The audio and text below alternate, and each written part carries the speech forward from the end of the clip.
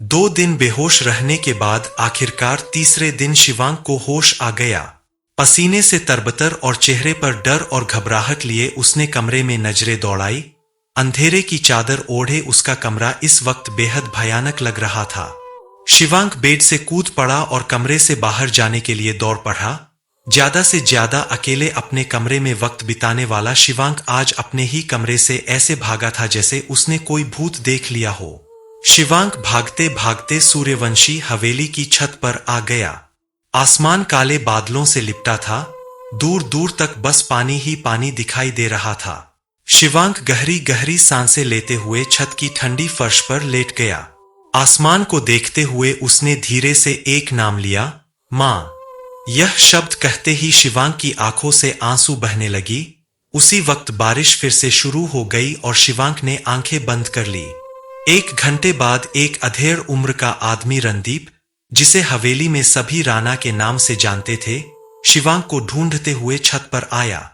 बच्चों के खान पान, स्कूल होमवर्क, ड्रेसिंग, ट्रेनिंग, सभी जिम्मेदारियां राणा पर थी।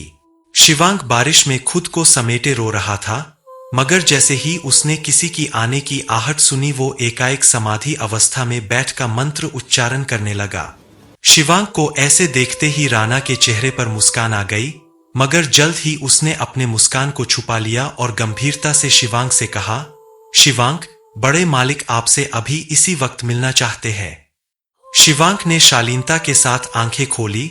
सामने काली छतरी के नीचे खड़े लंबे चौड़े सफेद कुर्ता पजामा में राणा को देखा और धीरे से अपना सिर हाँ में हिला दिया। सूर्यवंशी हवेली के हॉल में एक बड़ी सी कुर्सी पर जयराज सूर्यवंशी विराजमान थे। उनके राइट साइड उन्हीं की कुर्सी के समान मगर थोड़ी छोटी साइज की कुर्सी पर भैरव सूर्यवंशी और लेफ्ट साइड पर धर्म सूर्यवंशी बैठा था। धर्म सूर्यवंशी को सूर्यवंशी हवेली में वजीर की उपाधि मिली थी। आसपास और भी बहुत सारी कुर्सियां रखी गई थी। उन सभी पर सूर्यवंशी खानदान के बुजुर्ग बैठे थे। बचे हुए सभी लोग एक लाइन में खड़े गुलाम की तरह सिर झुकाए थे और इन सभी के बीच में 2 लाशें रखी गई थी, एक सुलेखा की और दूसरी समक्ष की। हाल में आते ही शिवांक की पहली नजर दोनों लाशों पर गई। उसकी दिल की धड़कनें तेजी से चलने लगी। मन किसी अनहोनी के डर से घबराने लगा, लेकिन अपनी यह व्यथा चेहरे पर लाने का अधिकार उसे नहीं था। खुद को शांत दिखाते हुए वो जयराज, भैरव और धर्म के सामने आकर सिर झुकाकर खड़ा हो गया और बहुत ही विनम्रता से कहा, मेरे लिए क्या हुक्म है सरकार? सरकार, वसीयत पाने वाले हर शख्स को सरकार की उपाधि मिलती थी। उन्हें इसी नाम से बुलाया जाता था। इस पर जयराज बोले, सामने 2 शव में से एक शव तुम्हें जन्म देने वाली औरत के है, जैसा कि सूर्यवंशी खानदान की परंपरा रही है। वारिश को जन्म देने वाली हर महिला की आखिरी इच्छा पूरी की जाती है। तुम्हें जन्म देने वाली औरत की इच्छा थी उसकी चिता को अग्नि तुम दो। तुम्हें इसी कार्य को पूरा करने के लिए बुलाया गया है। जन्म देने वाली औरत का शव।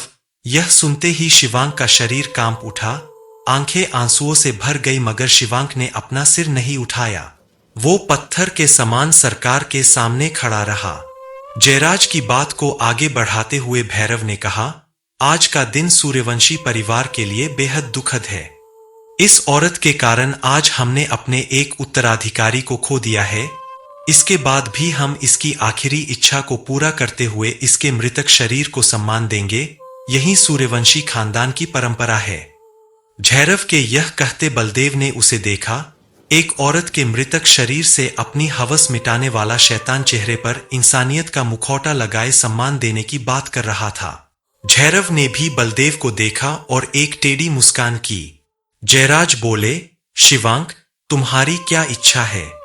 क्या तुम खुद को जन्म देने वाली औरत को सम्मान देना चाहते हो? याद रहे यह वही औरत है जिसके कारण तुमने अपने सगे भाई को खोया है। फैसला तुम्हें लेना है। यह सुनकर शिवांक ने सिर उठाकर जयराज की आंखों में देखा। अब तक उसने अपने इमोशंस को अपने भीतर समा लिया था। फैसला लेने से पहले क्या मुझे दोनों शव को देखने के अधिकार मिलेगा? शिवांक के यह कहते हो सभी की आंखों में हैरानी उतर आई। सबने एक साथ शिवांक, फिर जयराज और फिर भैरव और धर्म को देखा। शिवांक इतने पर ही नहीं रुका। आंखों में जुनून लिए उसने आगे कहा, सूर्यवंशी खानदान की परंपरा रही है।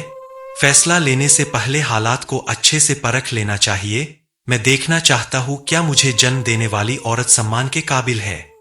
अगर आप हुक्म दे सरकार तो मैं दोनों शव को एक बार अपनी आंखों से देखना चाहता हूं। शिवांग के तेज दिमाग और उसकी चालाकी से तो सभी वाकिफ थे, मगर उसके कम बोलने और धीरे बोलने के कारण कभी किसी ने उसे वारिश के रूप में नहीं देखा था।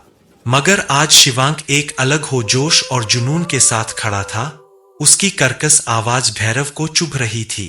शिवांग के बेखौफ आंखें उसे शुलेखा की याद दिला रही थी। भैरव ने मुट्ठियां कस ली और कहा, तुम सरकार के फैसले के खिलाफ जा रहे हो। यह सुनकर शिवांग ने बिना किसी भाव के भैरव की आंखों में देखा। शिवांग से नजरें मिलते ही भैरव को अपने दिल में एक अजीब सी कपकपाहट महसूस हुई। शिवांग ने कहा, छोटे सरकार, यह मेरा आग्रह है। अगर आप मुझे इस काबिल नहीं समझते तो आपको खुद ही फैसला लेना चाहिए, क्योंकि मैं सूर्यवंशी खानदान की परंपरा को तोड़कर कोई फैसला नहीं ले सकता। सूर्यवंशी खानदान की विरासत हासिल करने के बाद पहली बार किसी ने भैरव के जवाब पर सवाल खड़े किए थे, वो भी बहुत शांति और विनम्रता से। भैरव ने दांत पीसे और खुद को शिवांग पर चिल्लाने से रोका। बच्चों पर हक जमाने और उनमें भेदभाव करने का अधिकार किसी को नहीं था, सरकार को भी नहीं। ऐसा होते ही गुलाम को सरकार के खिलाफ जाने की इजाजत मिल जाती और उसी वक्त सरकार की हुकूमत खत्म हो जाती। धर्म जयराज के बड़े भाई का बेटा था। वो चालाक और समझदार था, मगर शरीर से कमजोर होने के कारण वो राजा न बनकर वजीर बनकर रह गया था। आज उसे शिवांग में अपनी झलक दिखाई दे रही थी। उसने जयराज के सामने अपनी बात रखते हुए कहा, सरकार, शिवांग की मांग नियम अनुसार है। हमें उसे एक मौका देना चाहिए। घर के सभी बड़े बुजुर्ग ने भी धर्म की बात में सहमति जताई। आखिर में भैरव ने भी हाँ कह दिया। सरकार ने दोनों शव को खोलने की इजाजत दी। 2 दिन पहले मौत होने के कारण शुलेखा के शरीर से अब हल्की बदबू आने लगी थी।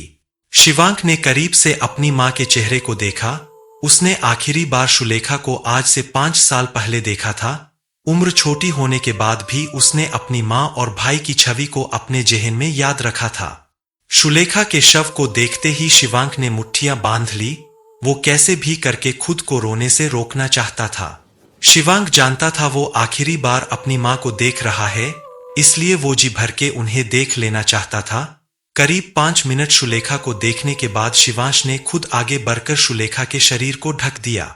शिवांग ने दूसरे शव को देखा जो उसी के समान था, लेकिन उस शव को देखकर उसे अपनापन महसूस नहीं हुआ। अचानक से ही शिवांग की आंखें छोटी हो गई। वो समक्ष के शव के करीब गया और उसके उल्टे हाथ को पकड़ लिया। किसी को समझ नहीं आया शिवांग क्या करने की कोशिश कर रहा है, लेकिन थोड़ी ही देर बाद शिवांग हंसने लगा और थोड़ी ही देर बाद उसका चेहरा काला पड़ गया।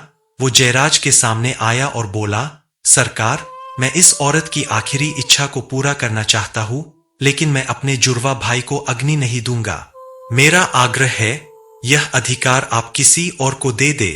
जयराज ने शिवांग की इच्छा को सम्मान दिया और उसी शाम शिवांग ने अपनी मां को अग्नि दी और समक्ष को अग्नि बलदेव ने दी। अपनी मां की जलती चिता को देखते हुए शिवांग ने खुद से कहा, मां, मैं आपकी आखिरी इच्छा को पूरा करूंगा। जिस परिवार ने मुझे आपसे दूर किया, मेरे भाई से दूर किया, उस परिवार को मैं अपने कदमों में ले आऊंगा। राज करूंगा मैं इस खानदान की विरासत पर। मैं बनूंगा सूर्यवंशी खानदान का वारिश। मेरे अधीन होगा यह परिवार। यहां मौजूद हर एक इंसान मेरी गुलामी करेगा।